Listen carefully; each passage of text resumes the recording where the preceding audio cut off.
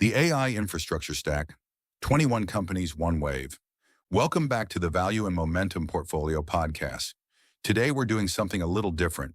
Instead of one company, we're mapping a whole landscape. 21 companies all riding the same wave, the AI build-out. And we keep coming back to one simple question. When you buy one of these stocks, what are you actually buying? With me, as always, Dennis, our analyst, who lives in the numbers. And Marcus, who's going to keep asking the awkward question, okay, but what does this mean for a real portfolio? Dennis, set the scene. Sure. The AI build-out is the biggest capital cycle of our generation. Hundreds of billions of dollars a year are flowing into chips, into the factories that make the chips, the tools that build those factories, the software that designs them, the fiber that connects them, and the warehouses that house them. And the companies catching that spend look nothing alike. We've covered 21 of them, one at a time, on the Substack. This isn't the whole universe, but it's broad enough to map the value chain end to end. And I want to flag the framing right up front. We're not here to tell anyone to buy any of these. The goal is to clarify what you're holding. Because exposure to AI can mean a company with a genuine monopoly, or it can mean a former Bitcoin miner retrofitting a warehouse. Those are not the same risk. Good place to start. Let's picture it as a stack. Dennis, walk us up the layers. Bottom up. At the base, the software that designs the chips. That's Synopsys. Then the equipment makers, the companies that build the machines. ASML, Applied Materials, Lam Research. Above them, the foundries that actually manufacture the silicon, TSMC and Intel. Then the chip designers, with NVIDIA dominating. Around all of that, memory and connectivity, the optical specialists, the contract manufacturers who assemble the boxes. And right at the top, the cloud operators renting compute by the hour. And sitting in the middle of all of it, NVIDIA. Which is really where we have to start. Segment 1, NVIDIA, the center of gravity. So why does NVIDIA get its own chapter? Because of the 20 other companies on our list, almost every single one references NVIDIA somehow. As a customer, as a competitor, sometimes both. Synopsys' largest sophisticated investor this year is NVIDIA. TSMC fabricates every cutting-edge NVIDIA chip. Intel just took a $5 billion investment from NVIDIA, while also competing with TSMC for its business. Lumentum got a $2 billion direct investment. The neoclouds depend on NVIDIA's GPU allocations. The Bitcoin pivots are racing to deploy NVIDIA chips by the thousand. It's not one of the companies on the list. It's the gravitational center the others orbit. and the thing holding that center is the software, right? Not just the chips. Exactly, and here's why that matters. The CUDA software stack is 2 decades in the making. Every AI researcher trained on it. Every framework is optimized for it. That's the deepest software moat in semiconductors, arguably in all of computing. It's why, even when Google's chips are reportedly 40% cheaper to run, the hyperscalers still buy NVIDIA in volume. Let's pause on the numbers because that's the part people argue about. How's the business actually doing? The business is doing fine. The most recent quarter, reported in November, delivered $57 billion of revenue. That's up 62% from a year ago, with earnings per share up 60%. They beat estimates again, and the valuation isn't as stretched as people assume, just under 39 times forward earnings, with a PEG ratio right around 1. On traditional growth metrics, that's not bubble territory. So where's the catch? There's always a catch. The catch is the second derivative. Growth is decelerating. Early in 2024, they were growing north of 200%. Now it's somewhere between 56 and 69% across recent quarters. Still remarkable. But the slope is flattening. The rate of change is slowing. And that flattening is, in a way, the whole story for the other 20 names. Where's that lost growth going? It's showing up in someone else's income statement. Broadcom's custom chips for Google, AMD's accelerators ramping, Amazon, Google, Microsoft all building their own silicon. Every challenger thesis is, at some level, a bet that NVIDIA's near monopoly slowly erodes. Give me the two sides cleanly. Bull case, NVIDIA still owns roughly 80% of the AI accelerator market. The CUDA moat is durable. The in-house chips are years from displacing real volume. Bear case, the easy money's been made, the valuation leans on growth that's slowing, and, this is the one I'd underline, the Wall Street consensus is unanimous. 50 buy ratings since September, not a single downgrade. When everyone's already on the same side of the boat, that itself becomes a contrarian signal. Segment 2, the bedrock, where the real moats live. Let's go down to the bottom of that stack because you've argued the strongest moats aren't actually NVIDIA's. They're underneath it. That's right. If you rank these companies by how hard the moat would be to replicate and how stable it is against people trying to erode it, the same names come out on top every time. Number 1 is ASML. Why ASML? ASML is the only company on Earth that makes EUV lithography machines, the only tools that can pattern the most advanced chips. There is no second source. You cannot build a leading-edge factory without them. A state-funded program, and China is trying, would need the better part of 15 years to get close. The only real risk is geopolitical, export controls limiting who they can sell to. It's not competitive. So for a portfolio, ASML is the closest thing to owning the toll booth. Pretty much. Number 2 is Synopsys, and that's a switching cost moat. Synopsys and Cadence are a duopoly in the software that designs chips. NVIDIA, AMD, Apple, Broadcom, even TSMC, they all run on it. And you don't switch design software vendors casually. Migrating a design flow takes years and tens of millions of dollars. So customers stay. The proof is an $11 billion backlog and gross margins north of 73%. But Synopsys has had a rough stretch, hasn't it? That's the one where the numbers look like they're going backwards. On the surface, yes. And this is a good lesson in reading past the headline. They bought Ansys, which closed early last year. Integration costs are flowing through. Operating margins compressed from around 23% down to about 13%. Revenues actually up about 66% as the deal scales, but management cut full-year earnings guidance, and the market punished the stock. And yet, watch what the smart money did. NVIDIA bought a 4.8 million share stake in February. Elliott Management, the activist, disclosed a multi-billion-dollar position in March. The company authorized a $250 million accelerated buyback. When your biggest customer and one of the most successful activists in the world both buy at the same moment, that's information. And number 3?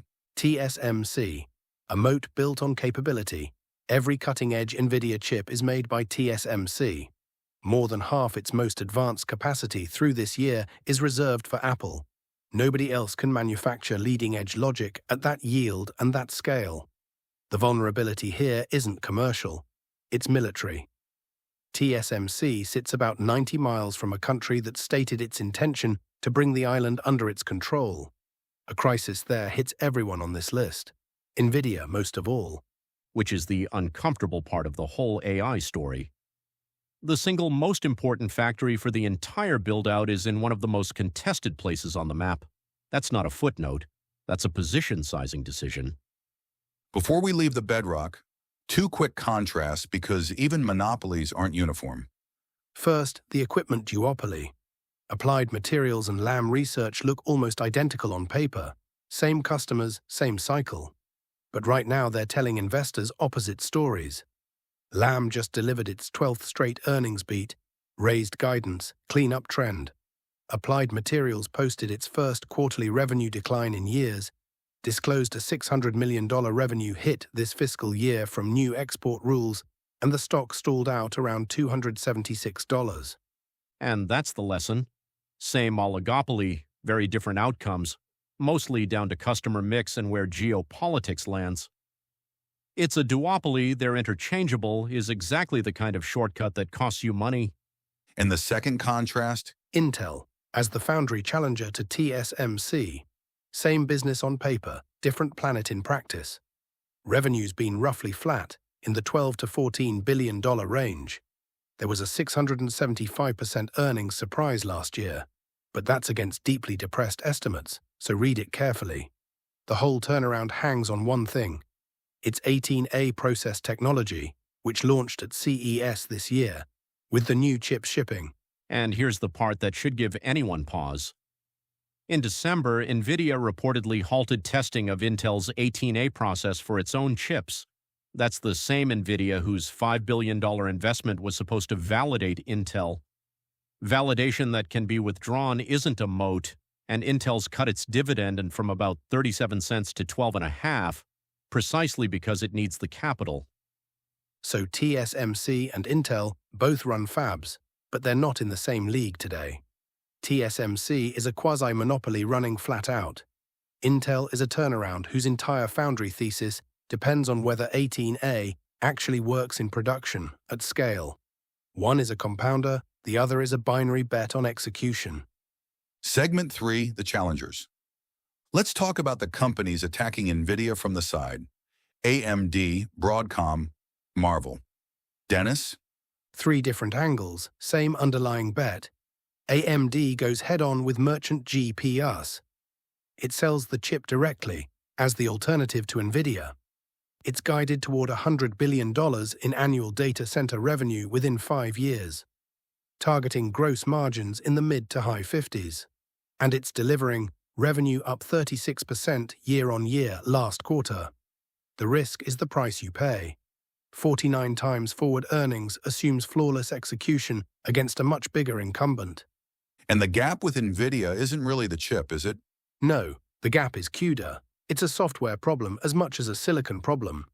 That's the thing the market keeps underpricing. And Broadcom and Marvel take the other route. They build custom chips for the hyperscalers, so the customer can reduce its dependence on NVIDIA. Broadcom is the heavyweight, a $73 billion AI backlog, $6 billion of AI revenue in a single quarter, $7.4 billion of free cash flow in one quarter. Those Google chips that are reportedly 40% cheaper, Broadcom co-designs them. But the market reminded everyone how this can go wrong. They dropped 15% after earnings, even after beating, because they're trading north of 100 times trailing earnings and management flagged margin pressure. When you're priced that richly, good news isn't good enough. And Marvel is the smaller, scrappier version. Data center is now 72% of its revenue, up from 40% a couple of years ago.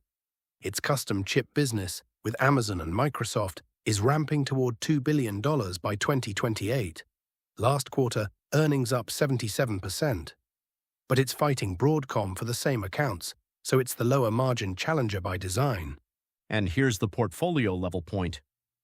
All three, AMD, Broadcom, Marvel, depend on hyperscaler spending, and all three are fundamentally bets that NVIDIA's grip slowly loosens.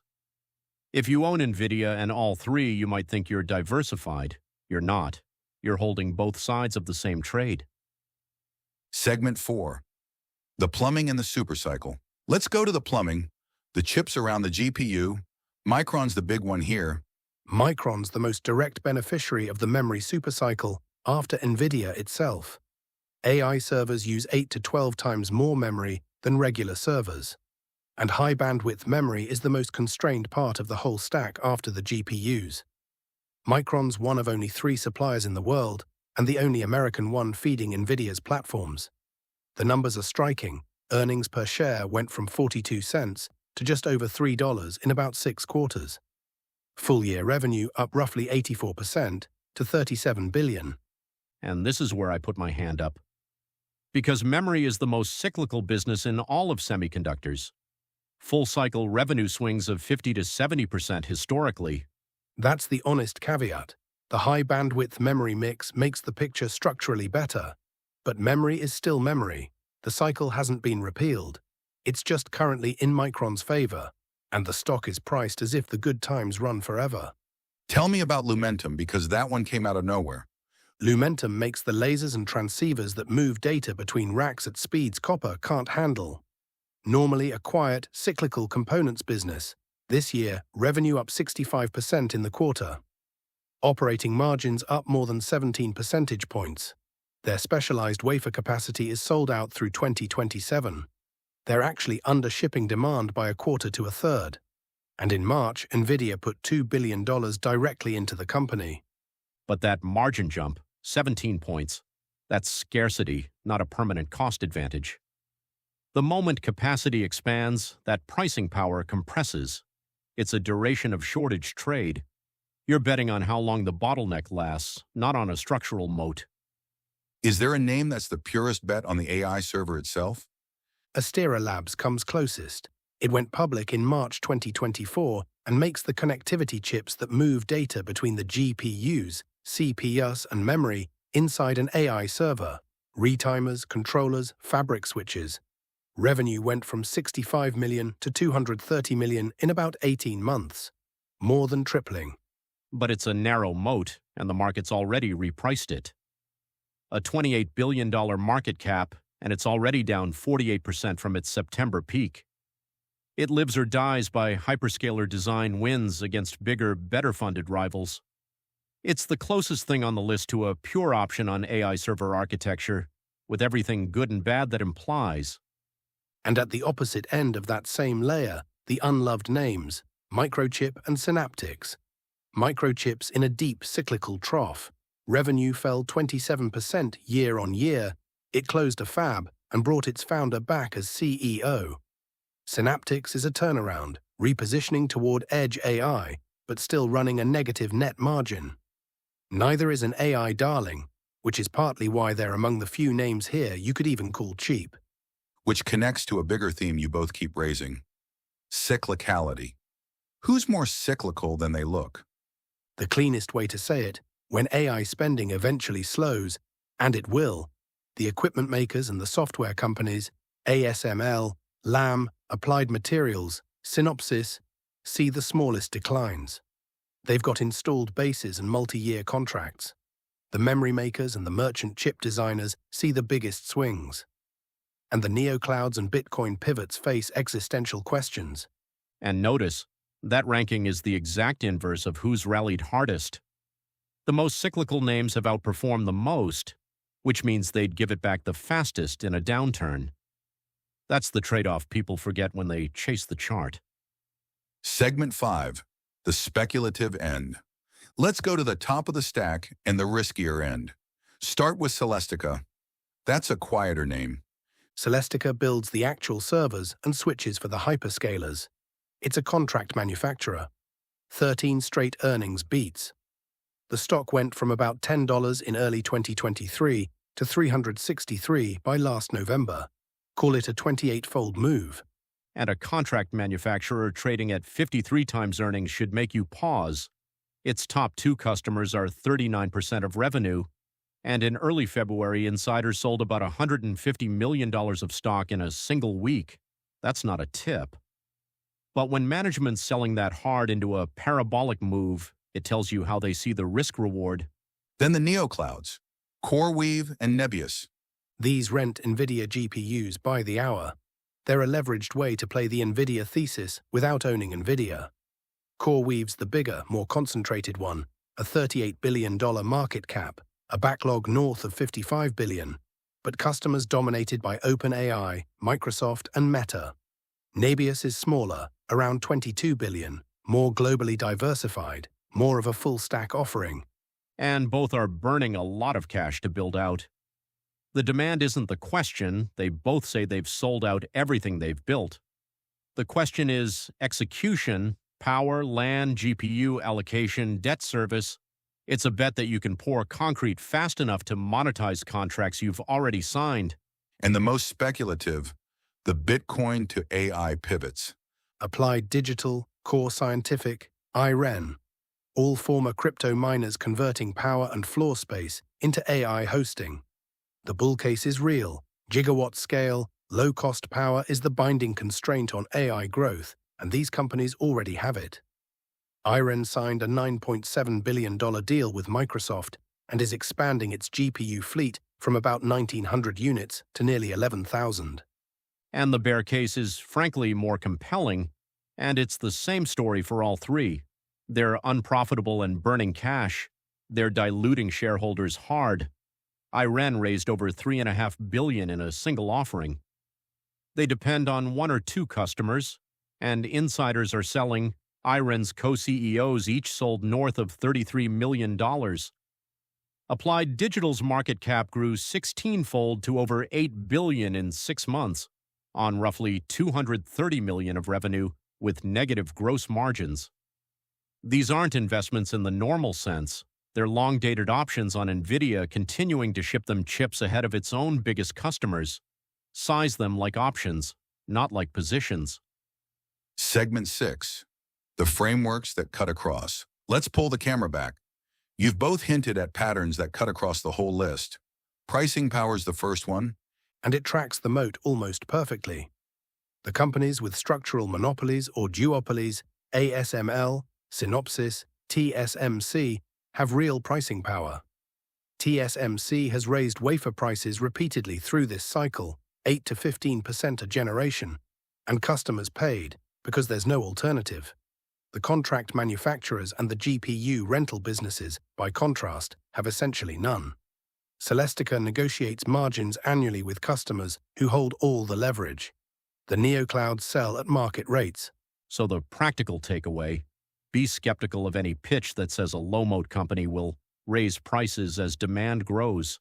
That's just not how those businesses work. Pricing power is a property of the moat, not the demand. Second pattern, cash. Who actually generates it? Clean split. The cash machines are the software and IP businesses and the oligopolies. Broadcom threw off $7.4 billion in a single quarter. TSMC funds $100 billion US expansion from internal cash. Synopsys generated $800 million even during integration. The cash burners are the capital-intensive landlords, the neoclouds and the Bitcoin pivots, and businesses still reaching scale. And the discipline point, burning cash isn't automatically bad. Every great business burns cash early. But a 26 times sales multiple on a cash burner is a completely different animal than a 50 times earnings multiple on a cash compounder. Don't let the word AI blur those two together. Quick one before the risks. Return on capital. Same pattern? The exact same pattern. It sorts into tiers that look awfully familiar. Top tier, the highest returns on capital, is Synopsys and ASML, the software and IP-heavy businesses. Synopsys earns gross margins north of 73% on very little capital. Next tier, TSMC, NVIDIA, Broadcom, Lam. Then the moderate tier, Applied Materials, Micron at its peak. AMD, Marvell, Lumentum. And the bottom, the contract manufacturer, the GPU rental businesses, the power landlords, earns low or negative returns on capital. And the punchline is that return on capital tracks the moat almost perfectly again. If you're hunting compounders, you fish in the top 2 tiers. If you want option-style asymmetric payoffs, you go to the bottom, but with your eyes open about what you're actually buying. Speaking of risk, the one that worries me most is China. 12 of these companies have material China exposure. NVIDIA, ASML, Applied Materials, Lam, TSMC, Intel, AMD, Broadcom, Marvell, Micron, Microchip, Synaptics. Applied Materials disclosed a $600 million hit this fiscal year from new export rules. Micron has effectively lost the Chinese data center market. NVIDIA's said outright that export controls have hurt its position. And here's the thing people miss. If you own a basket of these names thinking you're diversified across the AI theme, you're actually holding one big, undiversified bet on how U.S.-China tech policy plays out. That's a single risk factor wearing 12 different company logos. And the unifying idea underneath all of it? The bottleneck principle. Demand for AI compute is basically uncapped at today's prices. The limits are physical: power, capacity, capability. Whoever owns the constrained resource collects the rent. Whoever's queuing on the other side pays it. And the further upstream the bottleneck, the more durable the rent. That one idea explains most of the differences in valuation and margins across all 21 names. Segment 7. Bottom line. So bring it home. If someone takes one thing from this episode, what is it? For me, it's reframing the question. Don't ask which one goes up the most. Ask, which of these would I want to own through a downturn? That filter does a lot of work. And by that filter, the most protected names are the bedrock, Synopsys, the equipment trio, TSMC, and Micron with the caveat. Even if AI spending slows, the world still needs leading-edge chips for everything else. The toolbase, the software licenses, the foundry capacity, they generate revenue regardless. NVIDIA's in its own category, the dominant story of the last 3 years, but also the one whose growth is slowing and whose customers are funding alternatives. And the neoclouds, Intel's foundry pivot, the Bitcoin names, those are explicit bets on AI-specific spending continuing. They get hit hardest if the hyperscalers pause. And the single question to ask of every name is the same. What does this company sell? Who has to buy it? And what would make that customer stop?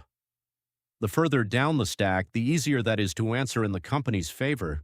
The closer to the AI workload itself, the harder. And NVIDIA's the name where that question matters most, because the answers from Amazon, Google, Microsoft, and Meta will shape the other 20. That's exactly it. Quick but important note before we go. Everything here is for information only. It is not investment advice.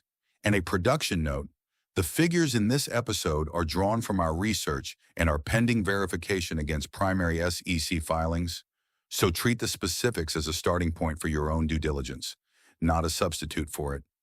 This was a comparison of 21 AI infrastructure companies, from the design software at the bottom to the neoclouds at the top. The full single-name write-ups are in the Substack archive. Links in the show notes. Thanks for listening.